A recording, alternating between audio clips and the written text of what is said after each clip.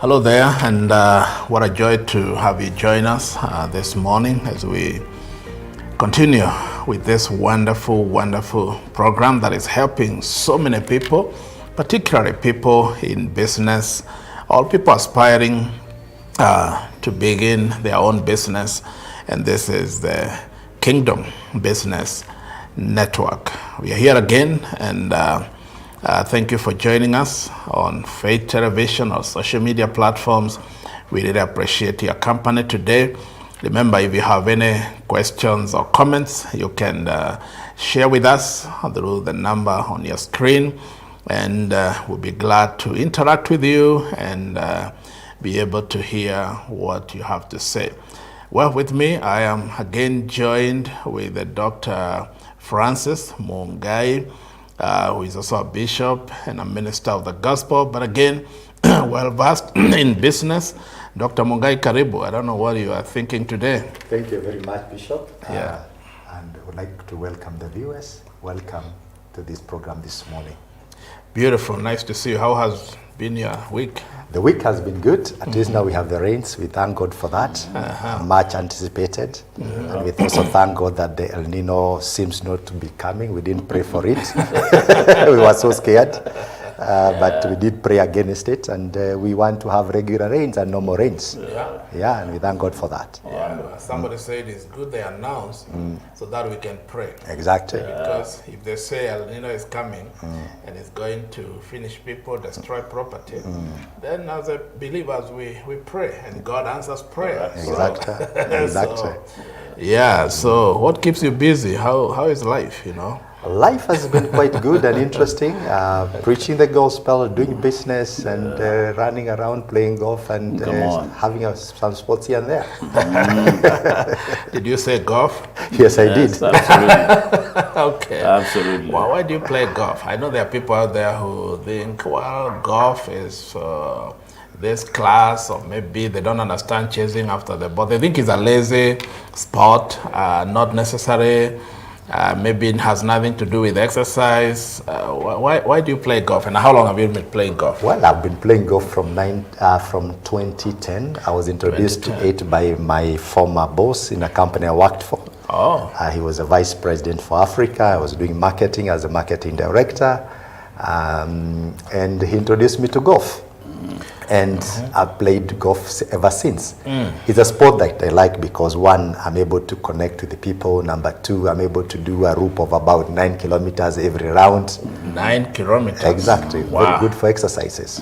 Yes. So when you say your boss introduced you, I mean, this is somebody you have a working relationship. Why would he introduce you to golf? Of course, he himself was a golfer, and he also realized that if we need to do marketing and meet our customers and get some connections to improve and increase our business, then one of the places we need to be in is in the golf grounds. So what you're saying, you can do golf for business? Exactly. For networking? For networking, yes. Okay. Well, maybe you didn't know that, and you thought maybe just chasing after the ball. You can do it for, you have mentioned exercise, yes, networking. Any other reason? You see, in golf, there are people who you can never meet in their offices, or rather, it's very, very difficult to meet them in their offices. Okay. But on the golf course, it's the easiest place to meet almost anybody. You know, okay. You're almost like equalized, you know. They're relaxed. And they're relaxed. You can strike a conversation very easily, you know. Then you have got a whole about 4 or 5 hours to be with this person. So you can imagine if he's a target customer and you have 4 to 5 hours. Then they bought the product. They just buy the product before you finish the round. And here, if there are those who are always surrounded with security, here they don't have their security. They don't have so you have free access. You can talk to them, share, and I think also for relaxing your mind. Yes. You know, I think that's also important. Where you go to the woods, to the trees, fresh air, relax your mind, and I think that's important. Well, thank you for sharing that. And we also here with Steve Kamau, who is an entrepreneur, preacher of the gospel, and many things. Yes, Steve, tell us what's going on. Well, I'm just enjoying life. And living the dream, living one day at a time. And it's good to be here on Kingdom Business Network again. Wonderful, wonderful. So, what comes to mind with all that is happening in the war in Middle East and what is going on? A lot of people devastated. I don't know, before we go to our discussion today, any comments on that? Well, I think it's time for us to pray for Middle East.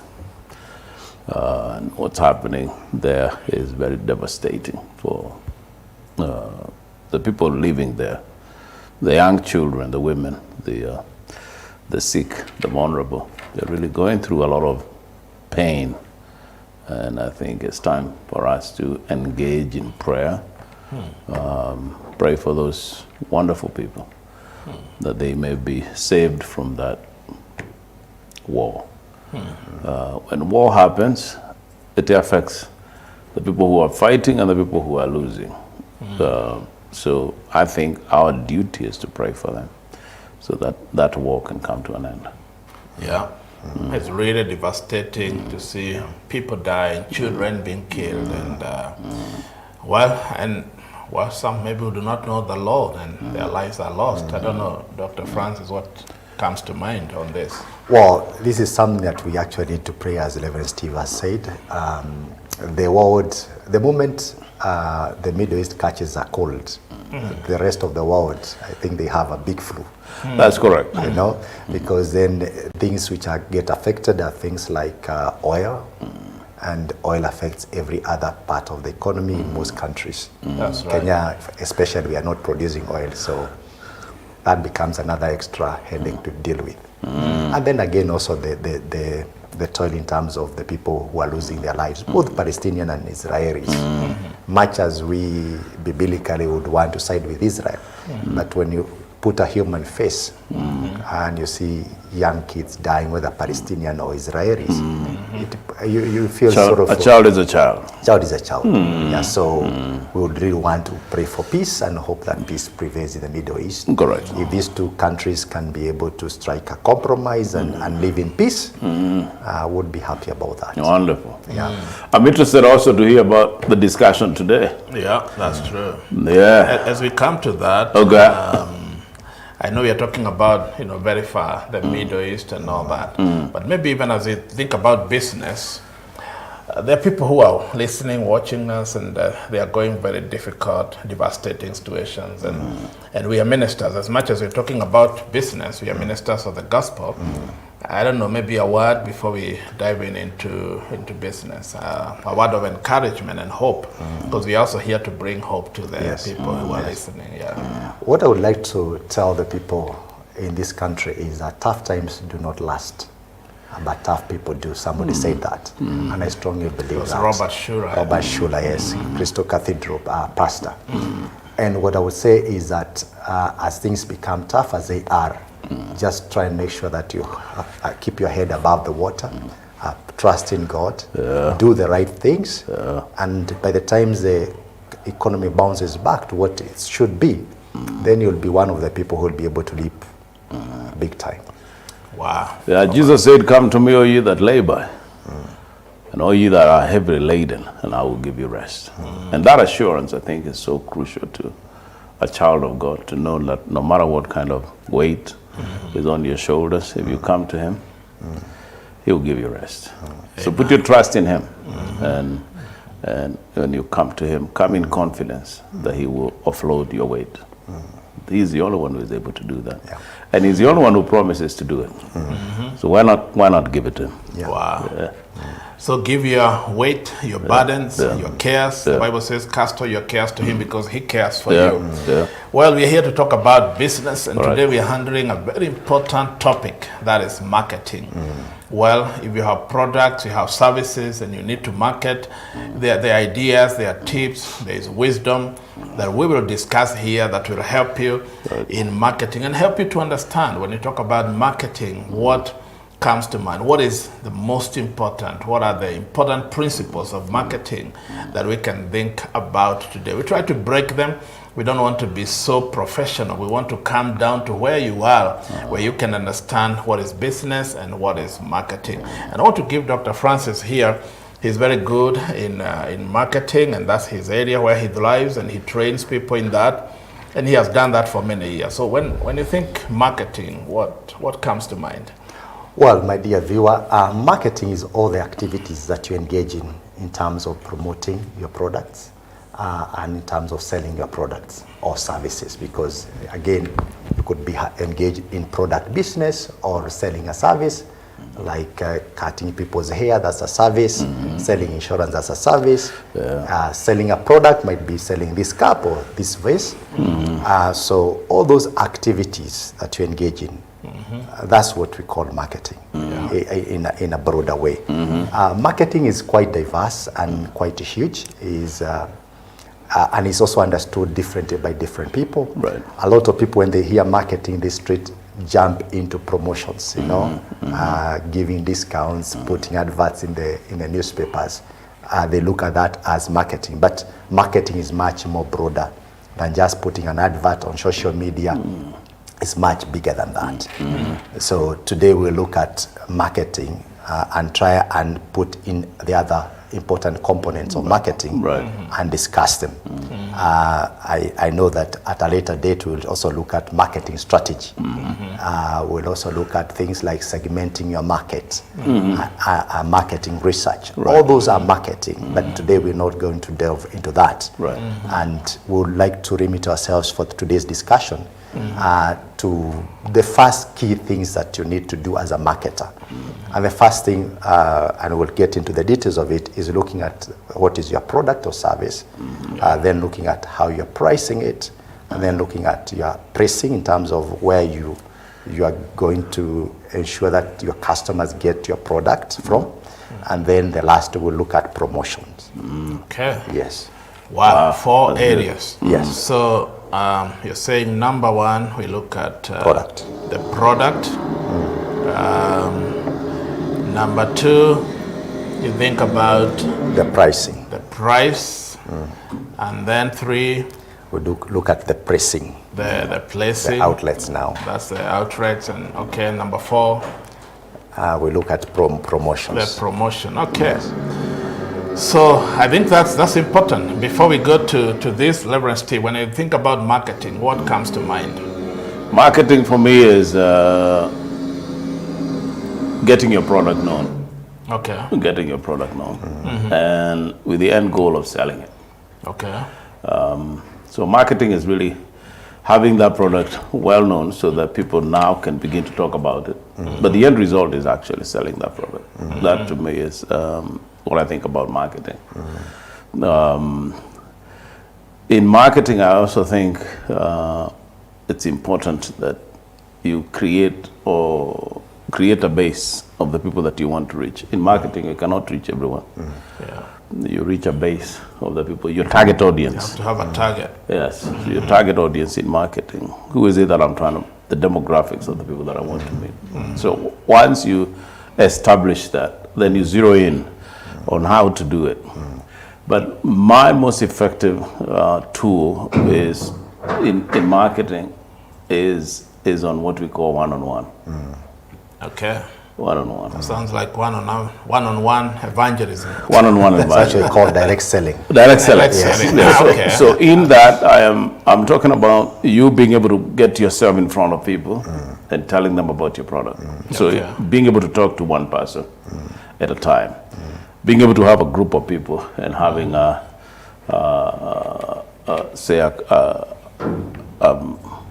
business networking community that you bring people in and talk to them and a larger base. Yeah. Going to organizations like churches and sharing what you do, going to organizations where people meet and being able to market your product, get yourself known. That to me is more effective. Yeah. While other avenues are important, that is effective because people then will begin to connect whatever it is that you're marketing. The Happy to Life person mission that is supported by that's 3 marketing. pillars. People buy people first before they buy the product. Yeah. Oh, Yeah. okay. So now once that is established, and once you establish a base of people, then once you have enough people buying your product, then you actually have enough people talking about your product to the people that do not know it. And that becomes very effective. When people can talk about other people about it, and that's even in evangelism, that's how we do it. Yeah. If you have enough people in church talking about Jesus outside of church, the church will grow. Yeah. So marketing is very key in doing your business, Yes. because you have product, you have services, there's Right. what you're offering, and you wanted to get it out to the people. Right. I'm reminded in the Bible, because I'm a teacher of the word, where Jesus said, you cannot light your lamp and put it under your bed. You know, when you put the lamp, let's even the bulb or the light, you put it up there, Correct. so that everybody can see. I think it's the same principle, that when you have a product, you have services, you have something you're offering to the people, you believe in the product, you believe it's a wonderful thing you're doing, then it can help people, then you want to put it up there. I don't know what you think about the product. Yes. It's a principle of marketing. Now, the product or the service is actually the fundamental thing that you're trying to offer to the customers. Therefore, it's very, very important for you to first of all get it right. Okay. A lot of time people assume that the fact that you have got this cup and you want to get to the customers, then you have what the customers want. And that, in most cases, is not correct. That's why you find that it's very, very important as you start this journey of marketing, you ask yourself, what product or service am I offering to whom? Right. Then we'll go at what price, where, and all that. But it starts with the product. And this is where you ask yourself, what problem is the customer encountering? Yeah. Because if you look at the needs of the customer, trying to explore what are the customer needs first, Yeah. then you're able to then ask yourself, how do I meet this need of my customers? Do I meet them with the need of, with the product, this product or that product or which product? If you're just a seller, a reseller, you're buying from X company, then you might realize that you don't have to buy from X company. Maybe you need to go to Y company and buy their product, because those products are better suited to the customers that you're targeting. If you're a manufacturer, then you can develop a product that is tailor-made to meet your target audience. Correct. So the product or service that you offer is very, very key to the success of your business. Just picking anything and trying to sell is a hit or miss situation. Okay. Because you could also just be replicating what everybody else is doing. Okay. But if you ask yourself, what do my target customer need? So it should be a need-based product. Right. Okay. That your product is going to solve a particular need in the life of your customer. And that's the way then you need to ask yourself, what is unique about my product that I'm offering? You know? So if you're offering this cup, what is unique about it? Because a cup is a cup is a cup to many people. So you need to ask yourself, what's so unique about what I'm offering? What I'm offering. How do I differentiate myself? Because you go out there and you get thousands of cups. Yeah. Right. Then you're stuck with your cup, because might be you didn't come there first. There's somebody much more established than you. There's somebody selling at a lower price than you. So you must do your homework in terms of uncovering the needs of your target customer. Yes. That's true. Well said. That as you're going to present your product to somebody, how well should you understand that product? Because I hear you saying you have also to believe in that product that actually is going to solve a problem. Because I broadly said that business is solving a problem. Yes. If I have a need and you meet that need, then you're in business, because I will pay you for the services, for the product. So the customer here is looking for this product, for this service, and then you have the solution. So when you provide the answer, then you actually in business. So how important is it for the one selling, the one marketing? How important is it for you to understand that product? Because you see so many people trying to market, and yet, or maybe you even hire people to market for you, but they kind of don't have a clue, or they understand 20% of the product, what they're trying to sell. So I don't know how important, and how can one, what should be done? What are the steps to really knowing and studying your product? Well, on product, you first of all need to have a quality product, a product which is not going to break down the following day. So it should be a reliable product. Quality. A quality product. That's has to be there. Then the other thing that is very, very key is for you to understand what are the features of your product. But remember, you don't sell features. Okay. You can tell us about all the various features of your product, but at the end of the day, you have to connect the features of your product to the benefits that those features offer your customers. So as a person selling, you must believe in your product, know your features of your product, and how those features translate into benefits to your customers, because what you sell is a benefit. You can tell me I have a phone which has a battery hour of 7 hours, but you need to relate that and tell me that is going to reduce my recharge time, or is going to give me what benefits that is going to be. So you have to translate it to a customer to make him understand that the benefit of an 8-hour battery is this. Not just a feature. The benefit of having a phone book of 300 memory numbers is this. Otherwise, just stating, oh, my phone, for example, if you're selling a phone, is 6 hours, is 4 GB. Some people don't even know what 4 GB is. You know? So you must translate those features into the benefits the customer is looking for. And break it down to what they understand, what you're saying. Yes. Don't be so technical. Exactly. Break it down to the level where the customer will understand. Yes. The benefits. The benefits. The benefits. Exactly. Why do I need the product? Why is it? What is that product gonna do to me?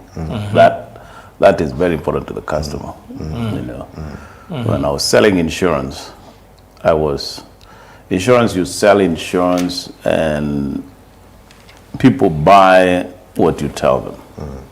There is no product. There's nothing that they take home, but they have to pay for it. That's why they say it's a hard sell. Because when you go to the supermarket, you walk out with a paper bag. But when I sell you an insurance policy, all you have is my word and a little document that you sign, and you start paying towards it. So in insurance, you are buying a promise, not a product. So the promise has to be that there is so much benefit to this product that you see the importance of having it. Right? So if I tell you that if you buy this policy, for example, life insurance policy,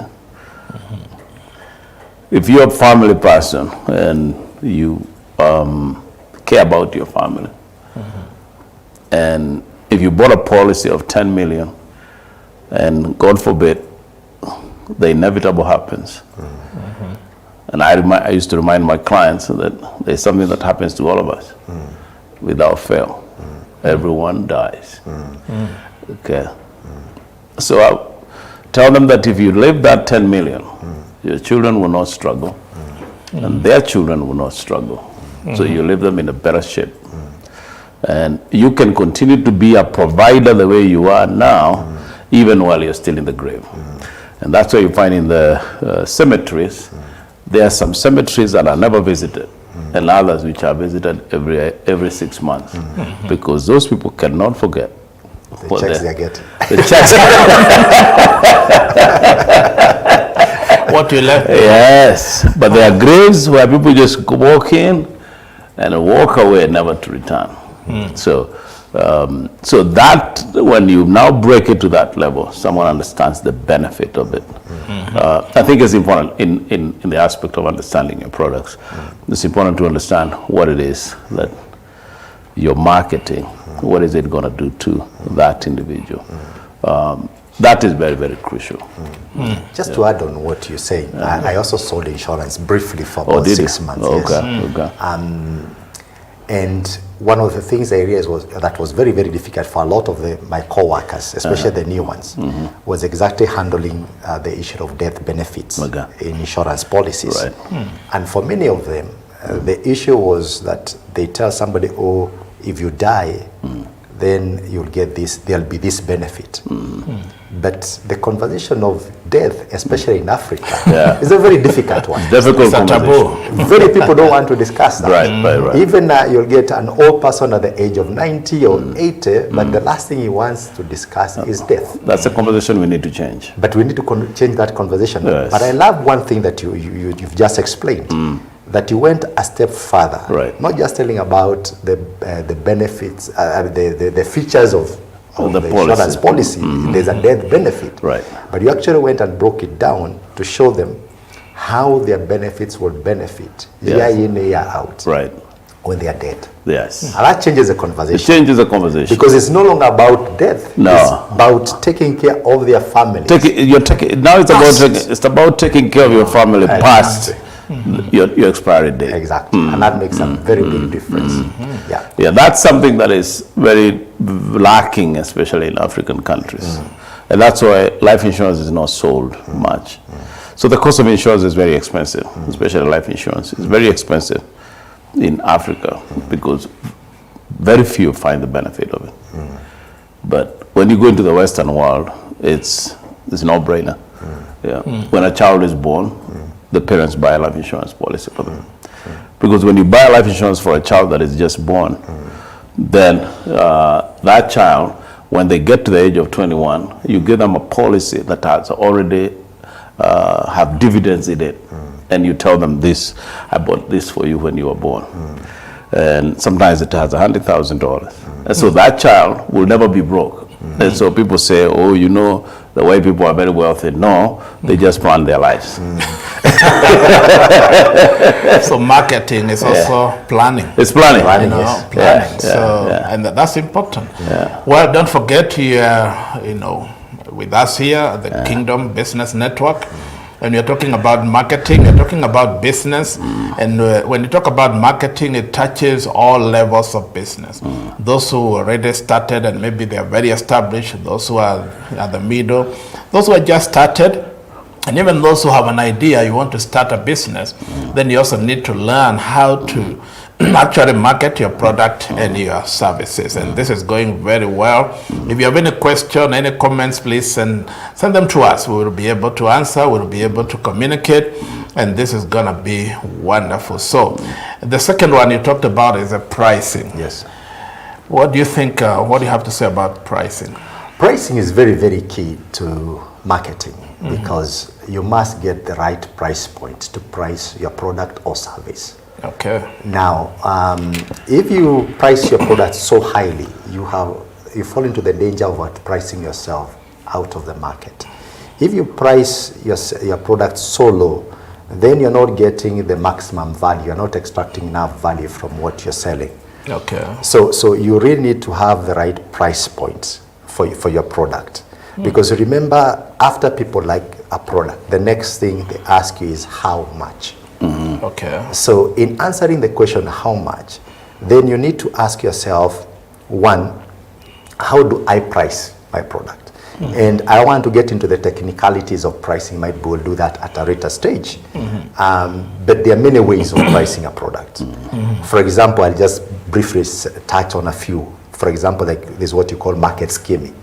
You find like new phones when they come out, like Apple, Samsung, and the rest of it. They start at a very, very high price. So for innovative products, when they come out, even new television sets with new technology, they don't start at a low price. Right. And this is because they might have put a lot of research and development into a product. And they still do not know exactly how much will their customers be willing to pay for that product. Right. So they want to extract as much value as they can. So they'll price, for example, a new iPhone at 200 plus, depending on where you're coming from and which model we're talking about. and then progressively start lowering it down. So they're actually going for the top tier, going then reducing the price a little bit like that, until they reach a balance whereby the price does not fall that much. And might be that by that time they're about to release a new model, which again they still start the same process. So that's one way you can price. But I believe the people we are talking to most likely might not have that innovative product. They haven't built a name. They might not have built a name, but if they have done, that's one way you can approach it. The other way, sorry, so in this one you're saying you can actually be selling more than the product, you're selling the name. Yes. Let's say a big company, multinational, it's known all over the world. So whenever people see their product, they have a level of trust. Yes. That have known this product, have used this phone, you know, brand for many years. So whatever they bring, I trust it. Yes. I don't have to go do a lot of research and all that. I have used this phone for 10 years, 15, 20 years.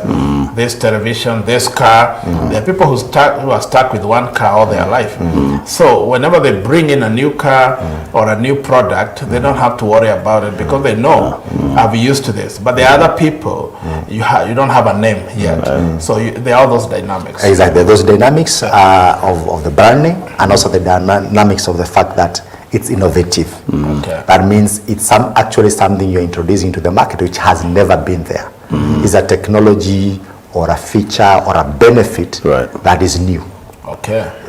So because of that, then you're able to ask for those high prices. So that's one way you can look at it at one extreme. The other way to do your pricing is to actually look at how much does it cost me. In terms of the seller or the buyer. You're still at the seller. The seller. You have costs. The cost of producing, the cost of getting your product. Add all that cost, and then add a margin. So if it costs you, let's say 100 shillings to bring this, you as a seller, to bring this to your shop, 100 shillings, then you put might be 20 shillings, so 20 is your margin. So that's one way you can do it. The other way you can do it is whereby you are asking yourself, what is the competitor selling this car at? So you do what you call competitive based pricing. So you go to your competitors and look for a similar cap, and you see they're selling at 130, 140, 135, then you price yourself somewhere in between, so long as you're able to recover your 100 shillings cost. So that's just another way you can do it. So there are a number of ways you can actually do it. Is there like a price that is almost, for lack of a better word, that is immoral or evil, where somebody bought something, let's say for 100 shillings, and they come and sell it for 700 shillings? I mean, the cost of the product is based on how much the customer is willing to pay. Yeah, I know that, but because will you go home feeling someone guilty? Someone who buys a Toyota and someone who buys a Mercedes, the Mercedes guy buys, they are willing to pay the high price, not because the Toyota is not a better car, not because it's not a bigger name, but because Mercedes has convinced you that their car is better. Both of them will be on the same road. Is it just a conviction or is it a reality? Maybe it's not a perception. It is a perception, because you can buy a Mercedes and I can buy a Toyota, and my Toyota outlasts your Mercedes. Okay. Correct. Isn't that true? Yes. So it's all perception. Are you agree with him? I agree with you. It's all perception. In marketing, perceptions become reality. It's all perception. How you're perceived out there in the market actually causes you to charge more. For example, I'll give you an example. iPhone and Samsung, and I don't want to get into that discussion. There are people who are brand loyal to iPhone. Yet sometimes when you look at, for example, the camera of iPhone, it has the lowest megapixels than many others like Oppo's and the rest of it. But they don't care. The person who likes iPhone, they're willing to pay more for it with less features. But how many people will go asking about the megapixels and all those things? Or they do know. All they know, all I need is a phone. I can call, I can send messages, take pictures. But the reason the iPhone man is willing to pay more for the iPhone and not get the other kind, it is because they are convinced that this is what they want. So the price is determined on how much the customer is willing to pay. Okay. So are you saying also, is it okay to sell perception also? Actually, there is. Well, you can't sell perception, but you can make money out of perception. That's it. Correct. Because you are perceived to be. Okay. That's how brands are made. But people sell perception, I would say. Yeah, When they put the adverts out there on TV and all that. Yes, there may be some truth here and there, but they also want to persuade you. So they'll put things and graphics that really will persuade you, and maybe when you buy that soap or when you buy that product, you wonder, is this the same thing I saw on TV, or I had on radio?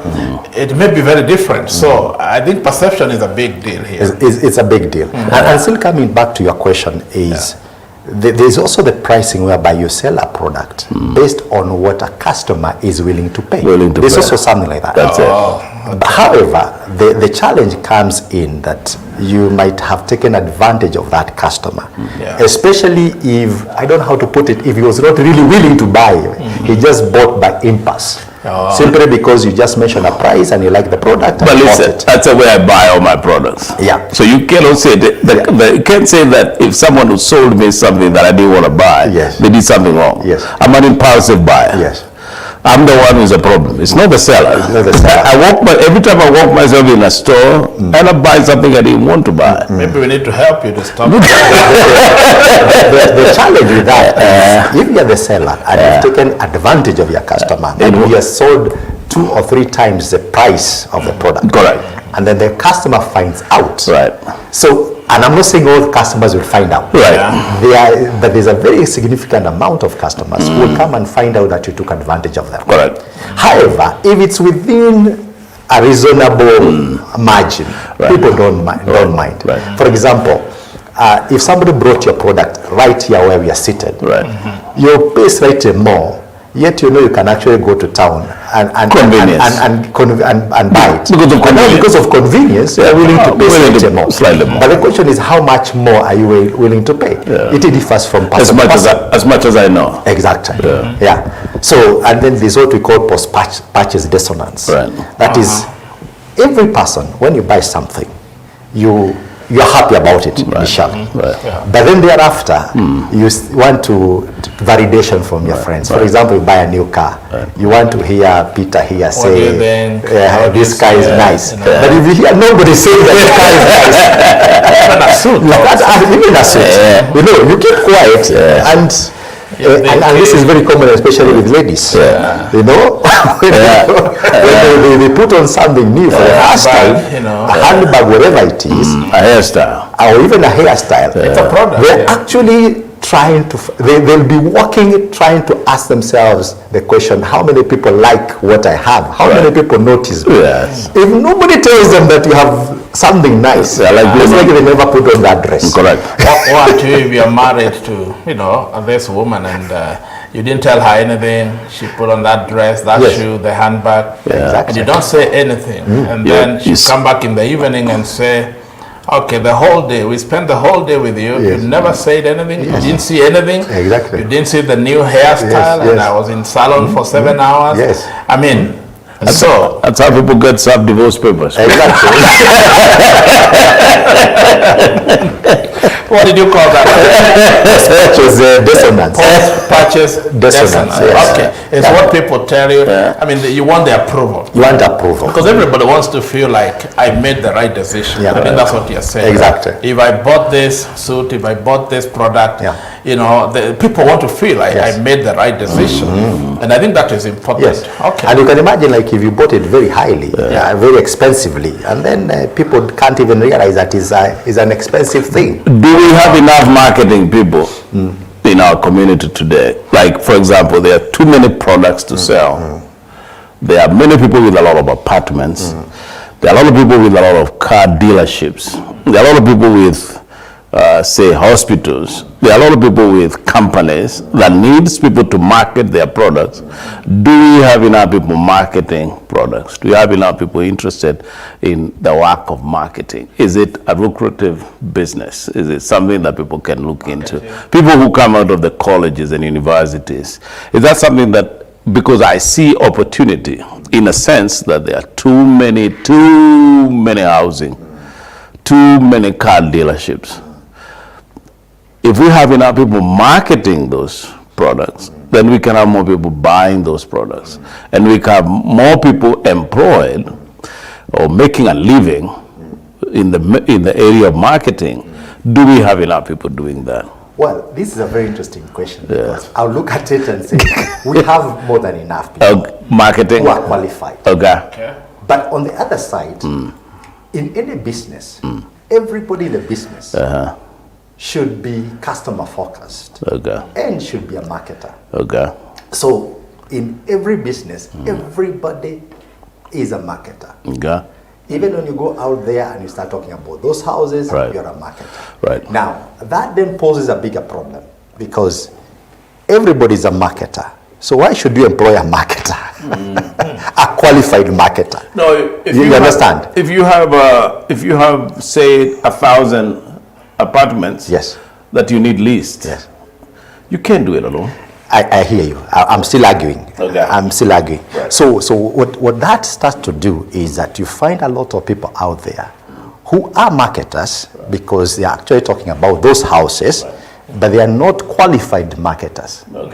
So one of the reasons why you find a lot of those issues that you're talking about, that there's no offtake of some of these things, is because the people doing the marketing are not qualified, and the reason why they're doing a half-baked job is because they actually do not understand the marketing. They have a bit of marketing, I agree, but they're not doing it professionally. So the challenge we have is actually getting these professional marketers to actually take up the job from the other marketers who are also supposed to market, but are not doing the professional job. Exactly. So do you need to be trained to be a marketer, or are there people who would say they are gifted in marketing? Is it training? Is it gifting? Who is a good marketer here? Well, it's an interesting question also because the training is very, very important for you to be able to do it professionally. However, the gifting is important for passion. Adds value. And adds value. Have you seen the Mari guys? Promoting their product. Mari.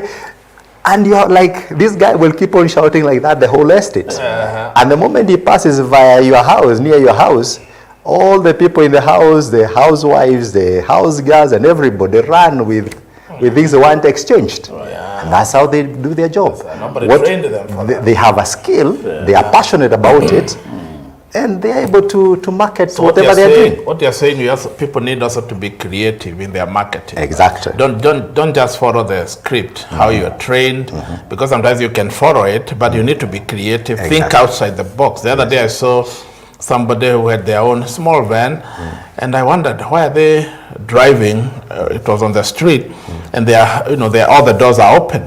And then I heard them announcing, I think they have recorded a voice where, they were selling sukuma wiki, spinach, nyanyas, and then, kitungu, and they were selling all those vegetables. So an idea is, there's somebody, they may not have been trained to do that, but they creatively thought, instead of my car sitting in my compound, I can use it for 2 hours in the evening, put vegetables inside, put eggs and whatever, and just go around the compound and the estate and sell it. And they're making good money. Exactly. So before we take a break, now, when you're thinking about marketing, have you ever marketed anything? Yes. What would you say was your most successful story in marketing? Well, in marketing, I've done a lot in marketing. I've marketed insurance, I've marketed detergents, and I've been able to gain key top accounts in this country. I don't want to mention their names. And to me, that became one of the reasons why I got promoted. So I still remember getting into some accounts. One is a major hospital, The other one is an in-flight caterer in this country, and getting what we are calling total supply contracts, whereby we are supplying all the cleaning and hygiene products to these businesses. And that actually resulted into my promotion. And that's one of my biggest success. Okay. The other success would be opening markets outside the country. When you said it was a big success, was it like you sold products worth 100,000, 100 million? About how much? Right? Well, by then, and we're talking of more than 10, 12 years ago, we were able to actually sell detergents worth about 2 million shillings per month. Wow. Per month? That was a lot, yeah. What would you pin down this to? I mean, what gave you this kind of edge? I mean, I'm sure there were other people who are marketing the same companies, people. What gave you the edge? What gave us the edge is that these customers, first of all, had a lot of other suppliers of detergent, cleaning materials and all that. And when we went to pitch, we went in with a different concept. And the concept was very simple. We can totally manage your cleaning and hygiene, and then you concentrate on your core business. You are a hospital, concentrate on taking care of your patients. Okay. Cleaning and hygiene and thinking about detergent and where to store them, how to put a dispenser should not be one of the things that you should worry about. Worry about your customers. Worry about the well-being of your in-flight customers, for example, and we'll take care of the rest. So when it went in, we came in with a total supply contract, whereby we actually managed their cleaning and hygiene, from buying to ensuring that we have people who are going to handle the cleaning and all that. So you went an extra mile. Yes, you did more than their expectation, because they were using to buying the products, the cleaning detergents and everything, and then they manage all that. Yes. Of course, you have to hire people. You have a lot of headache. We don't have this. We don't have this. I mean, that's true. Well, when we come back after a short break, we'll also have Reverend Steve tell us whether he has ever marketed anything apart from buying. He said he's an impromptu buyer, but whether he has been able to succeed in marketing. Correct. And I also think whether have you been able to market anything apart from the gospel of Jesus Christ. So, we'll take a short break, and when we come back, we'll continue with this very interesting discussion on marketing. See you in a few minutes. Thank you.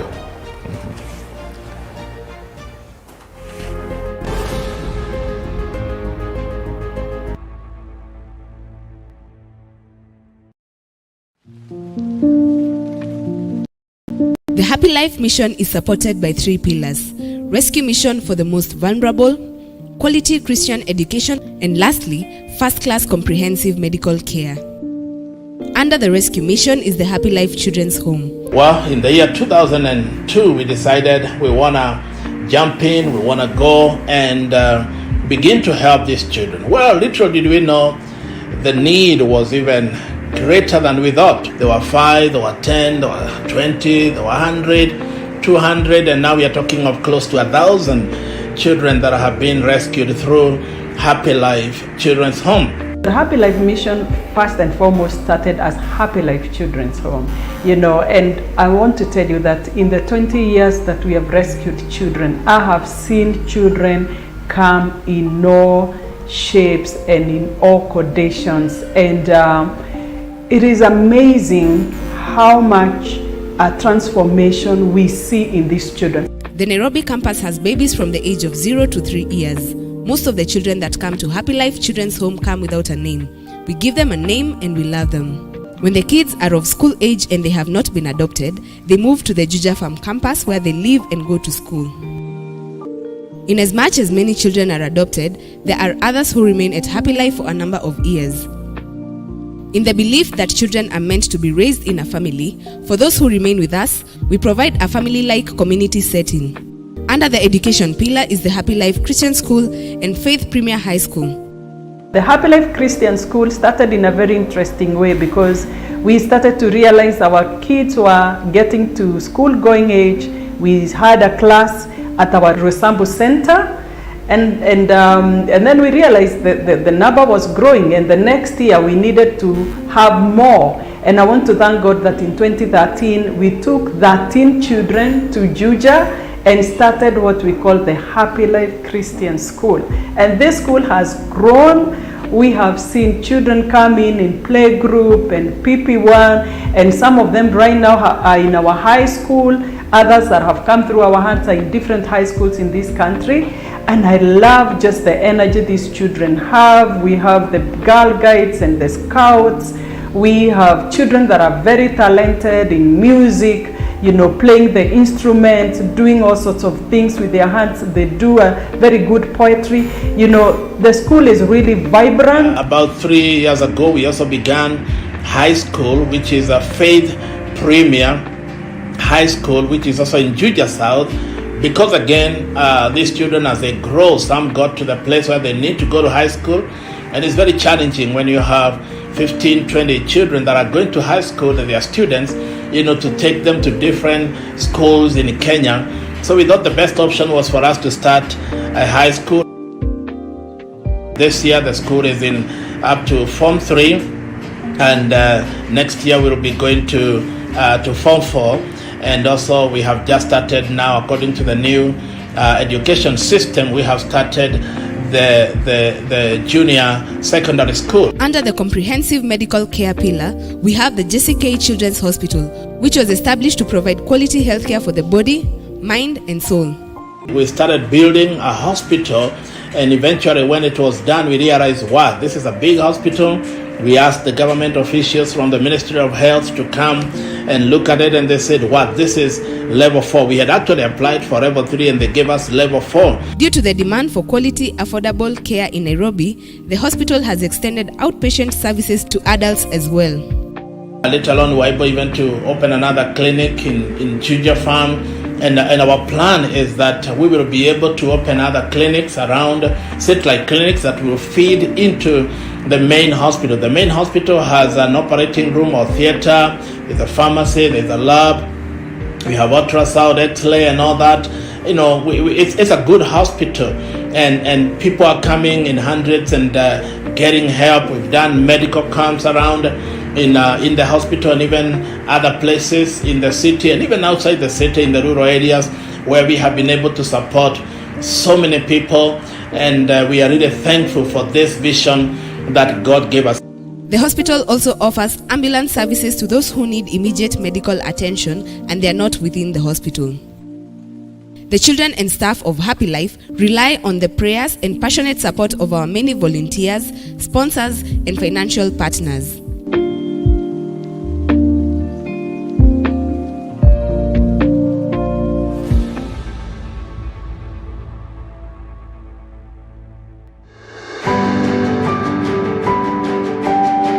The biggest problem is, why is it that man wants to pretend that they don't have problems? And the Bible is clear by saying, in this world you'll have many troubles. Some of these things the children are watching. Actually, don't even have to tell them. What they see is what they will repeat. They say, manke, see, manke, do. And that's why you find that most women live longer, because they are able to loosen up.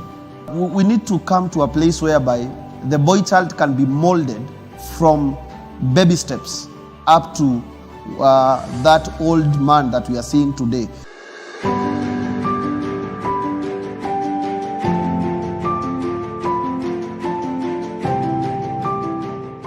This is a level 4 hospital providing quality health services to both children and adults.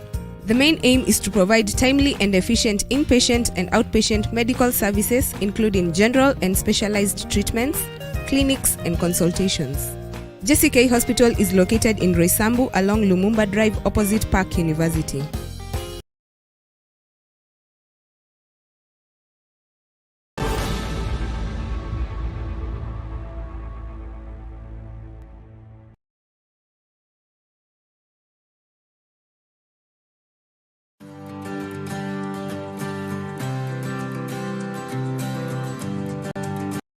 Hello there and blessing to you. The Bible says the end of a matter is better than its beginning. And this message goes to all our blessed candidates, whether in class 6, in class 8, and also in Form 4 or college, wherever you are, the level you are in. I want to ask that the Lord will bless you, give you peace. And the Bible says, We did not receive the spirit of fear. So fear is a spirit, but the spirit of power, love, and sound mind. So you want to ask that you will not be afraid. You will not fear. You will not panic. You will not in any manner be paralyzed, but you will stand strong. We wish you well.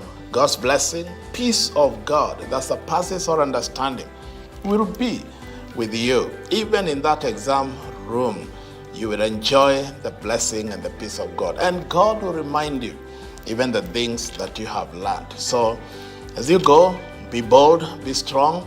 Know that you can do it, you can make it, and you will finish strong. Now, even as you finish with your exam, even before you wait for the results, I want to invite you to a very special program that we have at our ministry. It's called Faith Today, School of Media and Music. Well, this is a very good opportunity for you to learn about music, media, graphics, camera, photos, editing, all those things. So you'll be able to see our flyer, you'll be able to see what we are offering, very affordable, and you can come and learn how to use your time in a better way than just sitting and waiting for the outcome. I want to invite you, and you can see the numbers there, the contacts. You can call, you can please come and be part of this. God bless you, wishing you well, and see you on the other side of victory. Blessing to you. Thank you.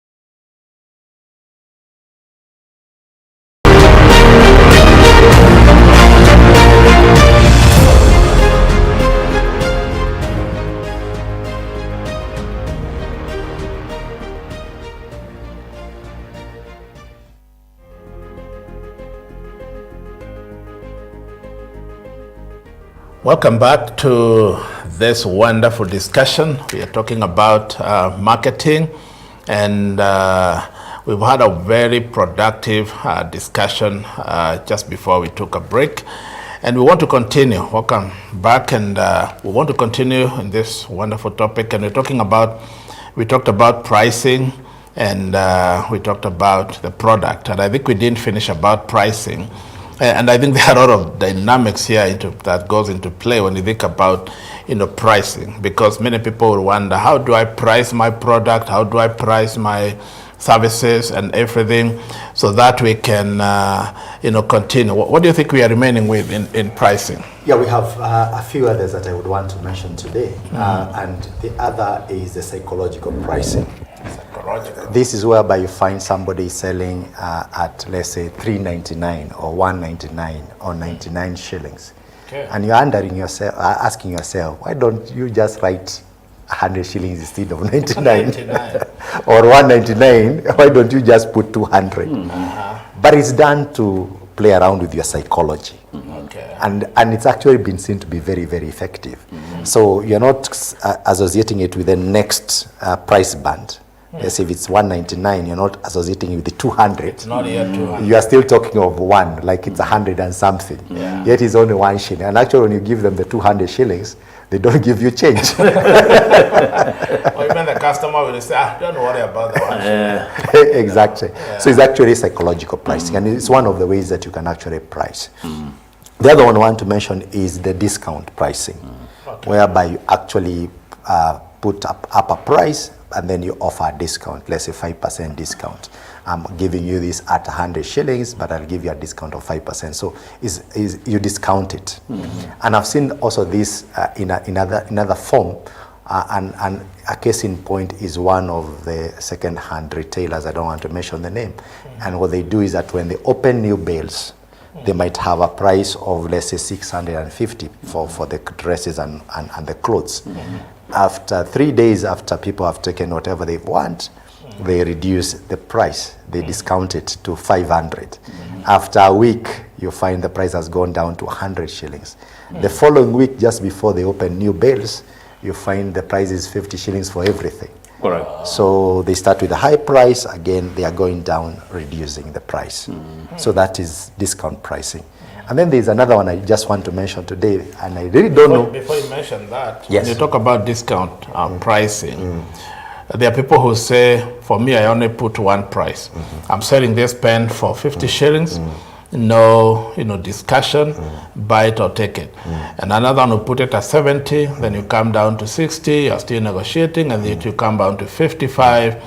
Do you think one has an advantage over the other, or what would you advise, people who are listening? Well, again, it depends on who you are selling to. In many establishments here in Kenya, when you give a discount, somebody feels that he has bargained and has gotten value for it. So it actually works for you. But when you offer a fixed price, sometimes people are like, you're not accommodative. You're not listening to us. So at times it's good to actually price such that you have a small room for negotiation. That leaves your customer happier that is getting a better deal. So if I have a chemist, I can actually, people coming to buy my medicine, I need to allow my physician, my person selling to offer discounts? Actually, surprising enough, in most chemists in this country and in Nairobi, they'll always give you some discount. Okay. Yeah, and also not only just a discount, they'll also give you an option to buy the branded and the generic. Okay. So might be the branded is 500 shillings. Okay. When they see you are bargaining a lot, they tell you, I also have got generic at 300. Okay. So the choice is yours.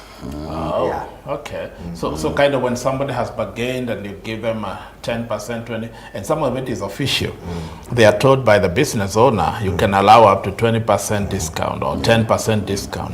But there are also people who don't ask for discount, so probably now the business benefits much more. Exactly. There's another category you wanted to mention. The last one I want to mention for today, and there are quite a number of others that I have not mentioned. The last one is what I see in town. I don't know where to classify it.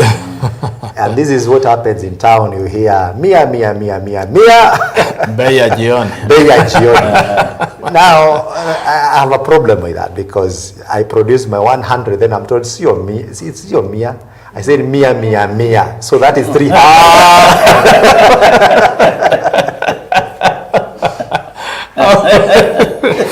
Wow, okay. So I think I would call it attention grabbing pricing.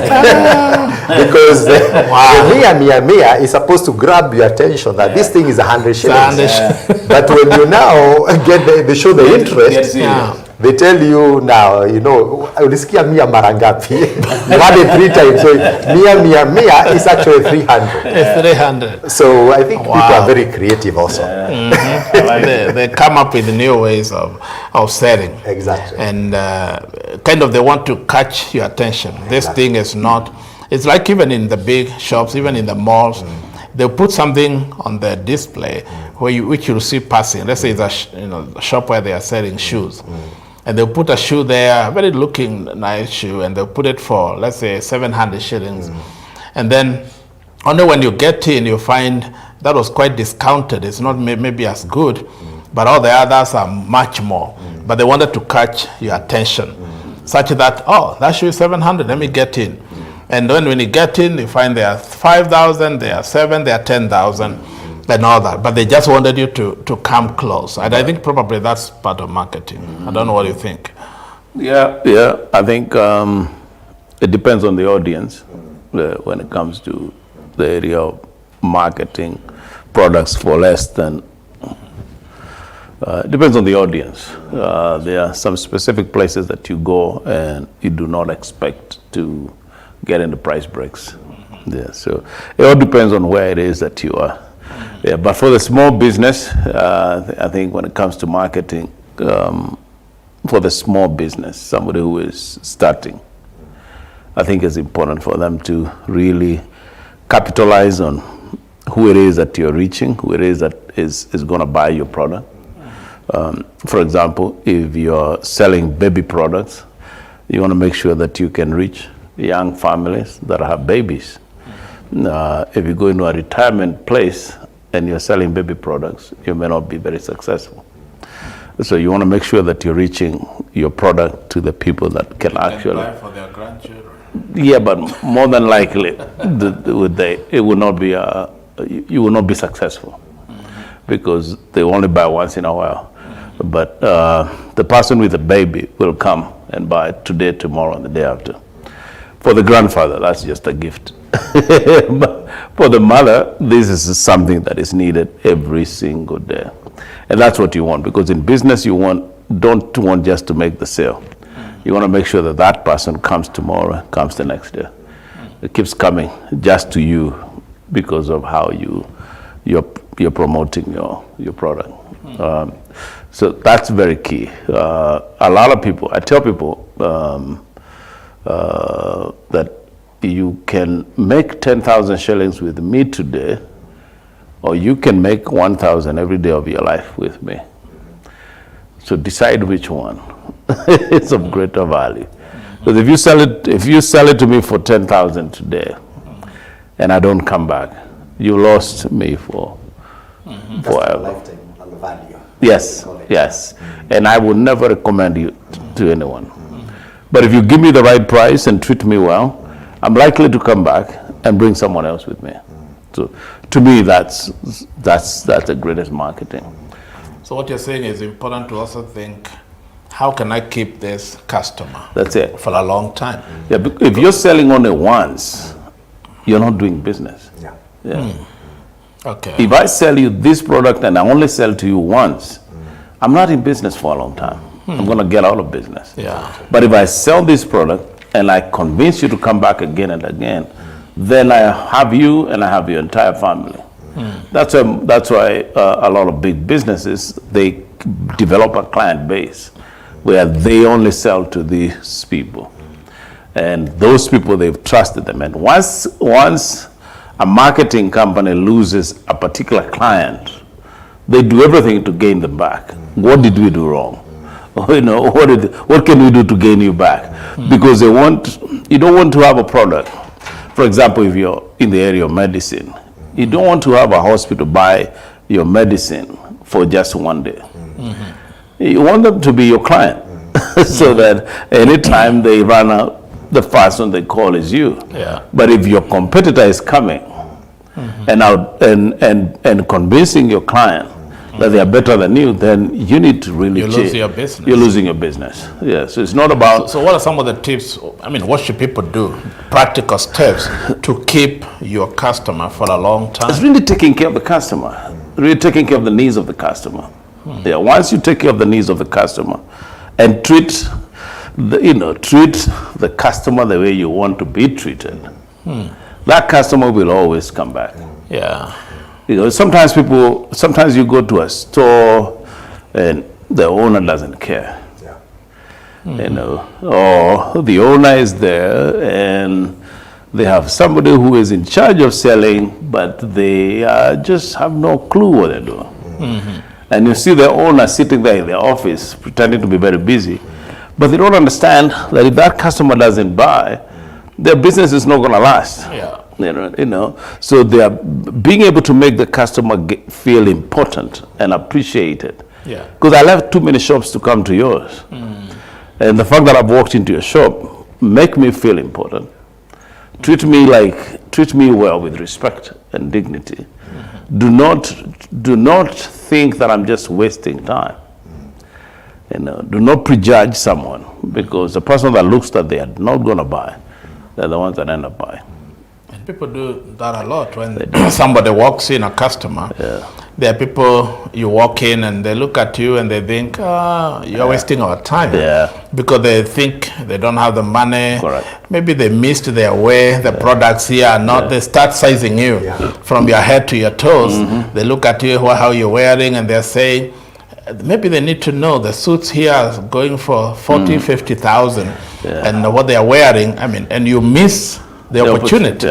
They may even come and buy 3, 5 suits, and you don't know who they are. And I think that's important. I don't know what you think about that, keeping our customers. It's very important for you to take care of your customer, because without customers, there's no future to your business. Yeah. And again, you have to have a good customer experience. So customers have to have a good experience with you, doing business with you.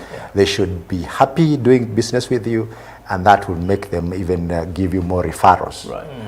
And the referrals, especially word of mouth, is one of the most powerful tools that you have out there to grow your business. Yeah. Customer experience. Customer experience. That's key. Is to be positive. That is very key. In other words, it's what they will remember once they have left your business. Exactly. The services you offered, there's a place somebody will go, maybe have lunch or buy something. Okay, they have done it once, but they decide, I'll never. I mean, we all have done that. Right. You go to a restaurant, you go to a place, business, you buy something, you go to a hair salon, you go to, but you decide, okay, I'll never go back there. I'll never refer anybody. And then these people will be losing a lot of business. Before we took a break, we were to ask you, have you ever done any sale, and how did it go? Oh, sales. I've been doing sales for a long time. Tell us more. I've done a lot of sales. Sold cars. I've sold a lot of things. But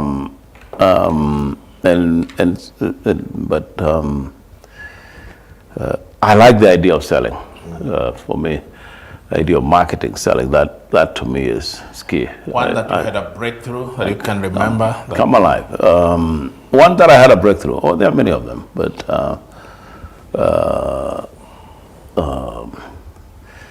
I think is in the area that I mentioned earlier about insurance. Okay. That I became the top agent with a big company in the insurance industry within about 3 months. 3 months. Yeah. How did that happen? Out of 100, and it's because I saw the value in the products, and I needed to be able to get to more people. And I actually went an extra mile by visiting people in their own homes, and giving them the product, telling them the value of the products that they are buying into. And to this day, and it's been more than 20 years, those people that I sold those policies, they still have them. Wow. Some of them have even called me to say thank you. Because when they bought them, they were younger. You see, life insurance is cheaper when you buy it when you're younger. Some of them bought them when they were in their 20s. And now, when they see the value of it, they're saying thank you that you helped me. And see, living abroad as an immigrant or diaspora, you begin to feel that sometimes people do not know the things that are readily available for them to make their life more interesting. People sometimes think that the only time that they can make money is when they work with their own hands. They do not realize the value of having money work for them. And life insurance is one of those where you pay a small premium and you take care of your family for 50, 60 years, 100 years, because you made a decision. And so I was educating people on that. And because I needed to see that these young families, they are safeguarding the lives of their young ones.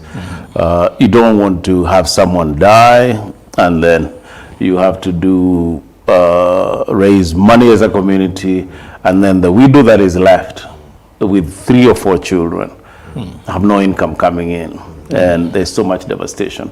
And when they come to college, they're not able to go to college. So asking when it is that I did is helping those families find this great value in life insurance and other products that help. They were able to invest in the way I market it. Even today, I still do it with a passion. You can tell with the passion that I'm speaking with, because I see the value in it.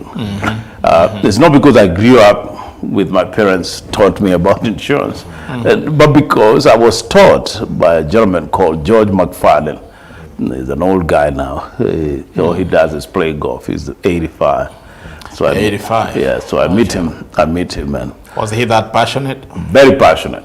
Even today when we talk, because I meet him at a golf course, we talk about insurance. Yeah, we talk about So it. passion is key also. Very passionate. Whatever you're selling, Yes. don't just be passive. Yes, It's good to be yes, passionate yes, about yes, it. yes. I think let's move to the next one, is placing. We have talked about the product, the pricing, and now let's talk about placing. What is all that? Well, pricing is all about how do you distribute your product. And you have a good product or whatever it is, how do you get it out there? You can sell it through retail outlets, let's say supermarkets. You can actually sell it online. You can actually have a store.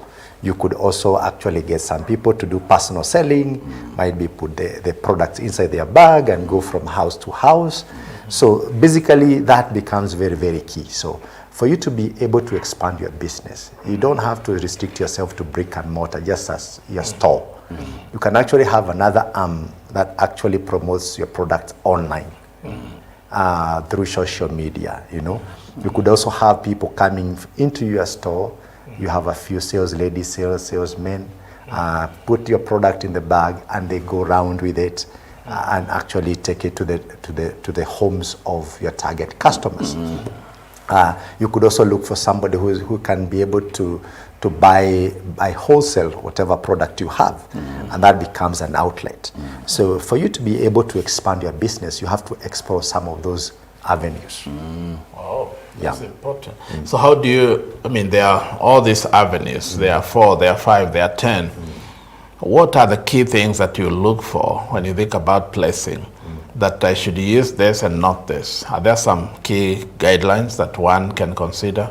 There's really no key guidelines because the guidelines will depend on actually what you're selling and what your target customers is. Okay. So what is very important is to ask yourself, in the line of business that I am in, what else can I do to create another avenue? Because remember, every other avenue of distribution is actually you opening a new market. So you should actually ask yourself, what new market can I open? You can also look at what your competitors are doing. Okay. Are they online? If they are online, can you consider online? Are they in this area? Might be they're not in another, let's say like they're not in a retail outlet. And their absence in that outlet is also an opportunity. So it doesn't mean that if they are in a particular area, you have to follow them. It might also mean that if they are not in that other area, it's an opportunity for you to be the first one to get in there. So you have to actually keep on asking yourself these questions. How can I actually open a new market for my product? Okay. And then in the end of the day, you have to just try out some of these things and see what works and what doesn't work for you. Well, you mentioned competition. Is competition healthy in business? And some people also mistake or we mix it up between competition and copying other people. What do you think about competition? Copying and competition, I think, is the same thing. Okay. Right? Because if I see you selling a product and you're doing very well, and I just decide, I think I'm going to do the same. I'm bringing competition in your field. And I'm copying what you do. I'm trying to do it better. Doing it better. Is that healthy? So is it a healthy approach? In my view, I think it's very healthy. Okay. And also, it is very good for the person that is the consumer. Okay? Because now the consumer has what we call the advantage of, there has a choice. If you're not going to sell it nicely, I'll go to John. John is actually giving me a better price. If John is not behaving, I'll go to Jacqueline. So you think competition is healthy? Competition is very healthy. Dr. Francis, what do you think? Well, competition is very healthy. As he said, first of all, it has immense benefit to the user, to the buyer, to the consumer. Immediate benefits, unless there's no collusion, because there's some of these people who collude to actually have fixed price fixing, we call it. So they can fix and say the price of steel is this much. The price of airtime is this much. So if that doesn't happen, then it's healthy and it's good for the consumer. For the person who is selling, the manufacturer, the owner, and all that, it's a way to actually help him open up. his mind to possibilities. Because you'll go out there, you find somebody is selling something much better, cheaper, more quality than your product. Right. That what you're selling. So it challenges you to actually think deeper and be more innovative, develop new product and all that. So a lot of products have developed as a result of competition. Okay. Yeah. When you try to outdo your competitor, we've come up with many innovations. Better today. products. Even better Yeah. products and better solutions, Better to, solutions, to the needs of the consumer. So in the end of the day, it's a win-win. That's why Uber is picked up, because it became a competition to the taxis and the matatus. So now they became better, that I can actually order it on my phone and it comes to where I am. Competition is very healthy. It improves the quality of products. Exactly. Yeah.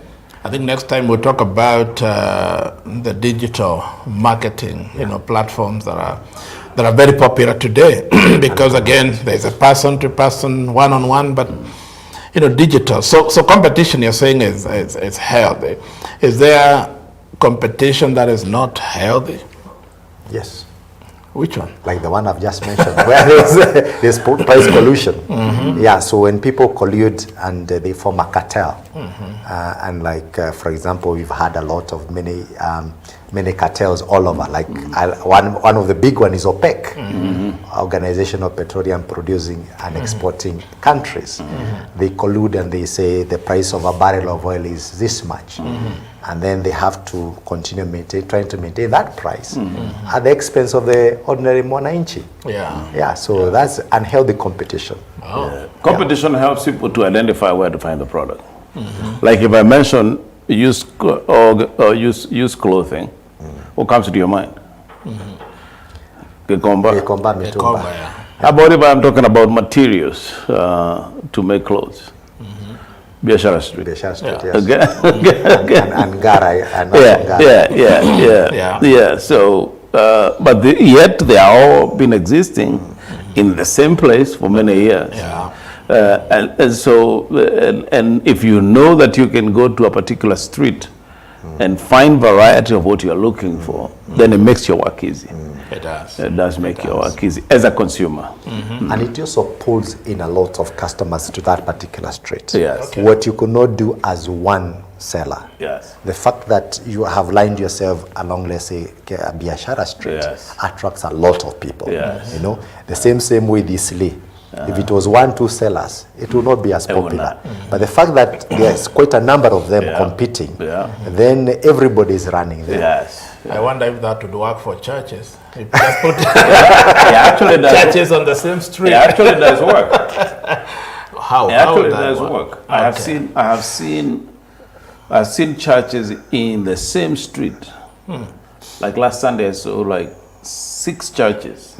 All in the same street. No competition. Actually, it's something that we need to investigate, because I hear that there's a famous street in Nakuru known as Kanu Street. Okay. I don't know, there are more than 40 churches in one street. I need to investigate that further. So I guess God must be living there. on Sunday there's no parking along There's that no street. competition. Oh, wow. There's no competition. Yeah, you give people options. Yes.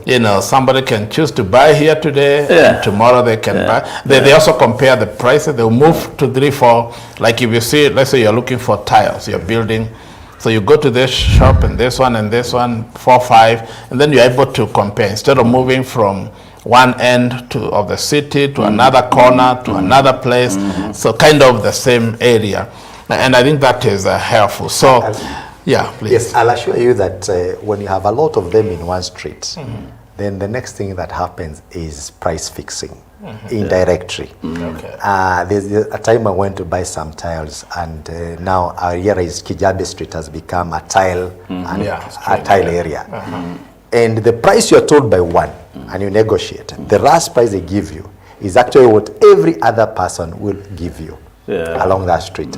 Roughly the same price. And I guess what happens is that somebody wakes up early in the morning and sends somebody to the neighbor, and they ask the price. Then they know this is what we'll sell it at. But anyway, it was a lot of us. Or they communicate. Or they communicate.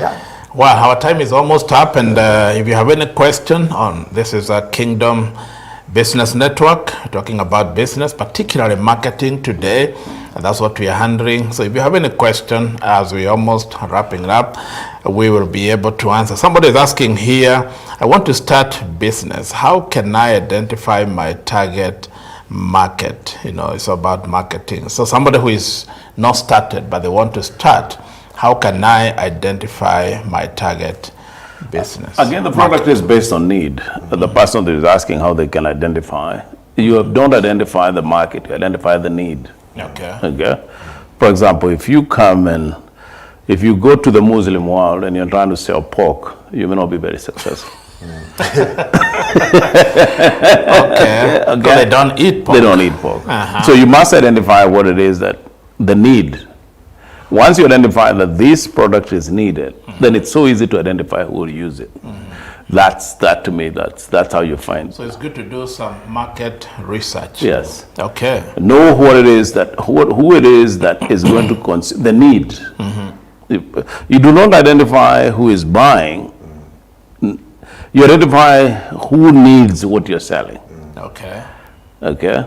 Once you identify that there is a need of that product, like I mentioned earlier, when you see a lot of people building apartments, there's a need for people to go and talk to those apartment owners. How much commission can you give me to market your apartment so that your apartment doesn't stay vacant, and I can do marketing and bring people in to occupy them. So once you identify there is a need, because that is a need, right? Once you identify that there are people who are selling products and they have no people buying them, and you decide, okay, I'm going to be the one who is going to be the middle person or the broker who is going to connect this product, this person who is selling this product with the person that is buying it. Yeah. You make money out of it. So you have to identify the need first before you can even think about If you see people who are building some place, you know those people need food. They do need. You can go there with your food, with Yes. your porridge or That's it. chapati or whatever, Correct. and go, sell to them. Yes, So indeed. what do you say about that? I think I would agree with what Steve is saying, and also what you're saying. It's more of the market research. You need to research and understand what are the needs of these customers, Right. or the potential customers. And then once you know who needs what, Yeah. then you ask yourself, how can I meet that need? Correct. Now, when it comes to the target market, then once you have these customers or potential customers, then you can break it down to ask yourselves, what are their demographics, for example? How old are they? How young are they? Then you can now come up with the subgroups and you say that, yes, my houses are selling or have a potential buyers who are, let's say, aged between 50 or 40 to 60 years. And that becomes your target market. Because yes, there could be a need, but might be not for the younger people. Might be the younger people want apartments of this kind. Yeah. The older people might want standalone mansionettes or whatever it is. So you then break it down to understand, yes, this group wants this, that group wants this. Then you ask yourself, out of all these groups, which one do I go for? Okay. Because meeting the needs of everybody is very difficult. Very difficult. So you cannot say you're going to meet the needs of the young people and the middle-aged people and the old people, for example. So you ask yourself, who do you go for? Some people might say, I want to meet the needs of salaried employees. Others might want to meet the needs of business people. Those two groups will behave very different. Very different. Yeah. I want to give somebody a tip. Somebody who is watching today. In the month of December and November, I see a lot of people have a lot of events. Weddings, church conferences. There are people who are called event coordinators. Somebody who will come in and make sure that the event is seamless. Whether it's a church conference, whether it's a wedding, whether it is a function, whatever kind. Those people can be very instrumental in helping the people who want their event to be colorful and successful by coming in and becoming the solution to that. That's just a tip that I'm giving to someone who is looking for a new business. Well, that's an opportunity, yeah. So see the opportunity instead of, because sometimes we can always see problems, challenges. It's also good to see, we say in every problem there's an opportunity. Don't just see, go beyond the problem and see the opportunity. You know, if you see a crowded place or where people, there's too many, or rather very many people, see an opportunity. What can I do here to make, and when you are, we always say, like you said earlier, when you are solving a problem, you're in business. You know, think, oh, these people need food, or they need clothing, or they need shelter, or they need, you need to collect, they need to, where to dispose their trash. You know, if they need water, they need drinks, snacks, their children need this or the other. So you are meeting a need, and at the same time you are actually in business. Well, we're running out of time. What is your final comment before we call it a day? Yeah, what I would say is that I would like to encourage viewers who are listening to us, tune in every Thursday in the morning, and you'll get more of these tips. Realize that these hard times for this country, but in the midst of all this, there are so many people who are still successful and still making it.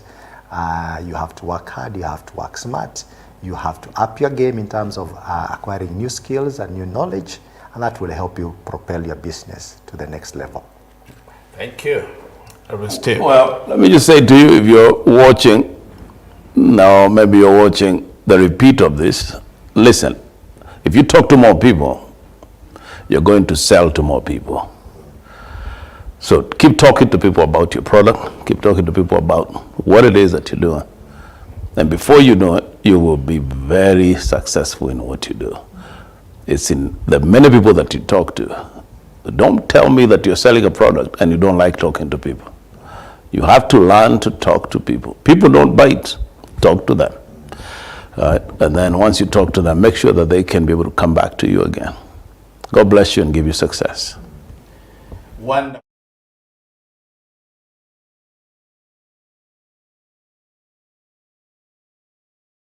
Who always see the impossible. There are people who are always negative, a lot of negative energy.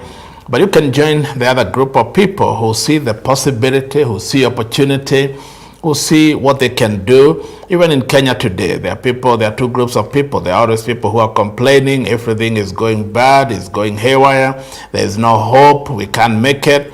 But you can go to the other side and decide, well, through this, the times we are in, there is opportunity, there are many blessings, there are many things I can accomplish, there is what I can do.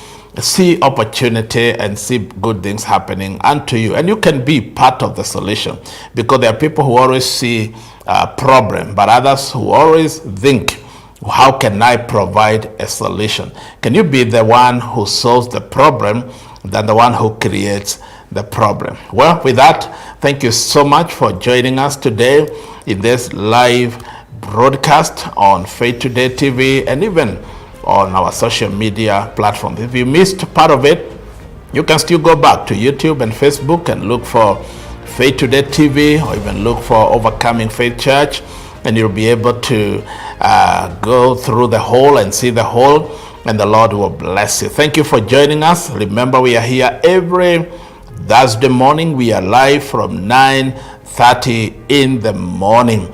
And this December, I want to invite you, or rather even the end of November, we have our annual gathering. We have a great conference. It's called Transform Africa Faith Conference.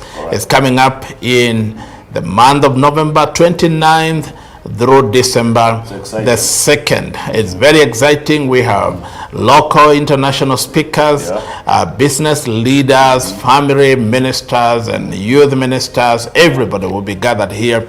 So we want to invite you. Mark the dates. We will be here at OFC, the House of Faith, Overcoming Faith Church, Thika Road. We are right opposite Garden City Mall. On this other side, like you're going to Thika, you will not get to Safari Park Hotel. We are back here just next to Astro, and you'll be able to join us every Sunday. I also want to invite you this Sunday. We are having a very special celebration. We are calling it Thanksgiving Celebration Sunday. And the month of November, by the way, is a month of the great celebration. So you can join us this Sunday. There will be a lot of fun time. There will be food. There will be celebration. There will be... I'm coming. All right. It's going to be great. If you have children, we have activities for children. We have some bouncing castles. We have trampoline and others, face painting. So it's going to be a great celebration this Sunday if you can join us. And on December 28th, as we are beginning the conference, we are going to have Kingdom Business Dinner. So this will be on Tuesday night from 5 p.m. That is on the 28th of November. So you can join us, mark the date.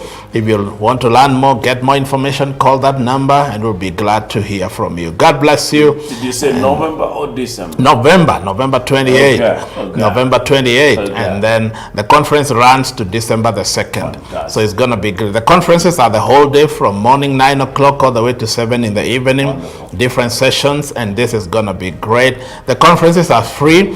For dinner is paid up because there's food, and it's gonna be a 5-star hotel kind of setting, and so there's a little cost for that, but you can call our team. They'll be able to help you with that. But if you're serious about business, you can pay for it. You can pay a ticket to go somewhere to attend a conference for business, and it's gonna be wonderful. Thank you, Dr. Francis, Reverend Steve. Thank you so much for being here today. Thank you. We look forward to next week. Look forward to We it. will continue with this Kingdom Business Network. From all of us, God bless you. Have a great day ahead. Bye-bye. Thank you.